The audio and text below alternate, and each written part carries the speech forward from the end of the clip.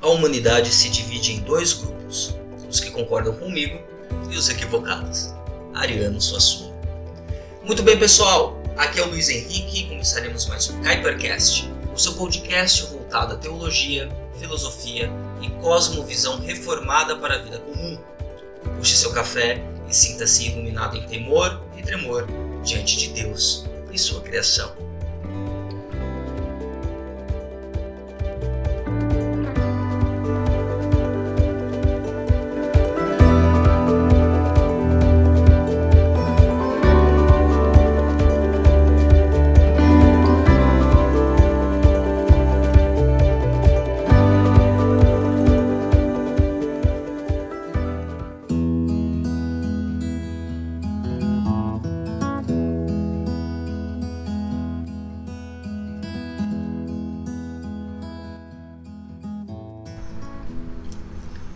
Sarcasticamente e humoristicamente analisando, podemos resumir a história da humanidade em homens que se ajuntam em prol de debater, dominar, controlar e construir a sociedade à sua volta. Semanticamente falando, temos uma palavra perfeita para resumir esta realidade. A palavra é política. Existe aqui um fio vermelho que une todos os acontecimentos históricos políticos. Esse fio se chama ideologia, e todos nós temos uma. Até mesmo Cazuza tinha quando cantava. Esse aspecto da vida é tão profundo quanto uma grande raiz de uma árvore frondosa. Esta realidade do coração está presente nos mais pequenos e desassistidos da sociedade, aos grandes homens favorecidos pelo seu status quo. David Koyzis, em seu livro Visões e Ilusões Políticas, uma análise e crítica cristã das ideologias contemporâneas, acertadamente defende a ideia de que, racionalmente, as ideologias compartilham muito das religiosidades idólatras. Liberalismo, conservadorismo, nacionalismo, socialismo e entre outros sistemas são uma construção do homem que, ao tentar substituir Deus, tenta esticar um aspecto da realidade existente para o trono acima de todos os outros tronos. Alguns exemplos podem vir a calhar aqui. O marxista ou comunista, seja como você quer chamá-lo, tende a observar todas as coisas sobre a ótica da justiça social. Por isso, em sua última análise, todas as coisas pertinentes da vida são sempre uma luta de classes existentes. Outro exemplo está localizado no âmbito mais conservador popular, que visa defender ideais voltados à família, instituições clássicas e à conservação de valores estrictos nacionais, tendendo a encarar qualquer dissonância ou discordância em debates públicos como uma afronta a coisas sagradas, como se houvesse de fato uma certa sacralidade em suas próprias ideias. Esse quê de sagrado nas próprias ideias não são uma reação à toa. A ligação entre idolatria e ideologia possui uma anatomia de atuação na vida do ser humano. Vamos analisar? Primeiro, todo ser humano serve a algum tipo de Deus, até mesmo ateu, que poderá privilegiar a ciência, a arte ou até mesmo a própria vida, o existir, como algo divino. Segundo, cada um é transformado à imagem do Deus que serve. Terceiro, as pessoas estruturam sua sociedade à sua própria imagem e semelhança. Perceba aqui que a ideologia sempre afeta, permeia e transforma essas áreas distintas do coração humano, seja em qual espectro você o esteja. Do conservador até o mais progressista, você erguerá símbolos ideológicos ou políticos em seu coração. Terá suas falas, comportamentos e atitudes transformados e tentará impor goela abaixo sua visão específica de mundo de acordo com a postura política que adotar. Não à toa que encontramos em nossa realidade de debate a chamada hiperpolarização, onde a conversa, diálogo e construção podem ser facilmente substituídas por um xingamento pueril como fascistinha ou socialista de iPhone. Mas e o cristão? Aqueles que são povo de Deus, são pessoas imparciais quanto às vertentes desse mundo? Bem, o cristão, assim como qualquer outro cidadão, possui um lugar específico de fala e postura.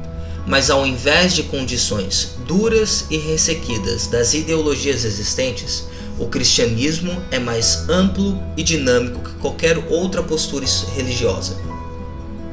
Na história da igreja cristã, pautas tidas como conservadoras foram defendidas, como direito à vida, a elaboração das liberdades individuais, envergadura sociomoral, ética, nas mais distintas esferas da sociedade, e o Estado como papel principal para a defesa e punição. Porém, na mesma intensidade, aspectos tidos como mais progressistas, como a preocupação da marginalidade moral, questões de exclusão étnicas, reconhecimento de dignidades individuais e plurais, foram ferreamente discutidos e defendidos no seio da igreja também. O combustível para essa postura mais flexível se encontra no Evangelho de Lucas, no capítulo 17, do verso 20 ao 21. Certa vez, tendo sido interrogado pelos fariseus sobre quando viria o reino de Deus, Jesus respondeu: "O reino de Deus não vem de modo visível, nem se dirá, aqui está ele, ou lá está, porque o reino de Deus está no meio de vocês." O pensamento crítico e político do cristão não é semelhante às construções e propagandas políticas já existentes. Ele é muito mais completo que a moralidade ressequida dos candidatos hipócritas tidos como conservadores, ou a visceralidade revolucionária dos progressistas que querem negar o chão e o passado em que pisam. Ele é mais amplo. A postura cristã visa no bem maior por reconhecer a imagem e semelhança de Deus em cada indivíduo, mas entende que as estruturas de corrupção possuem raízes mais profundas que partidárias ou ideológicas. As raízes estão na miséria humana, e a política é uma ferramenta de administração da justiça muito limitada, não sendo possíveis de resolver o real problema da humanidade, que de fato é o pecado, a idolatria, a utopia que criamos no lugar de Deus e o seu reino. Goldsworth diz que a ideologia amadurecida é uma falsa revelação da criação, da queda e da redenção. Esse drama que permeia nossas vidas. Por isso, para a ideologia sempre faltará a veracidade da realidade, pois o verdadeiro ponto arquimediano sempre será Cristo, e este não pode se transformar em uma simples pauta. Discurso como igualdade, liberdade, fraternidade ou Deus, pátria e família, desgarrados da pedra angular que é Cristo, o Rei do reino de Deus, são como vapor, mas que podem ser usados para influenciar o coração ansioso como massa de manobra política para homens gananciosos. A postura do cristão sempre será de confronto e diálogo para o reconhecimento saudável da verdade nos meios públicos, pois essa é a política da cruz, do reino e do grande rei.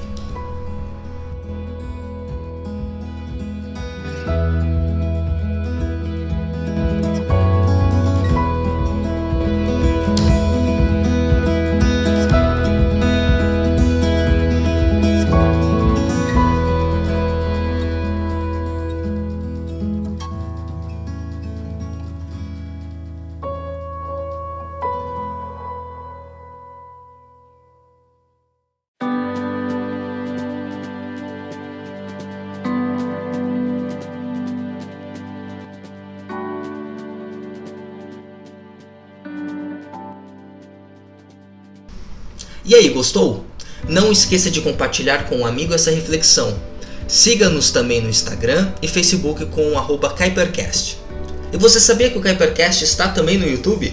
Somente procurar como KuyperCast, assinar o canal e compartilhar caso você tenha sido edificado com esse episódio. Bem, recados dados, até o próximo episódio e um grande abraço.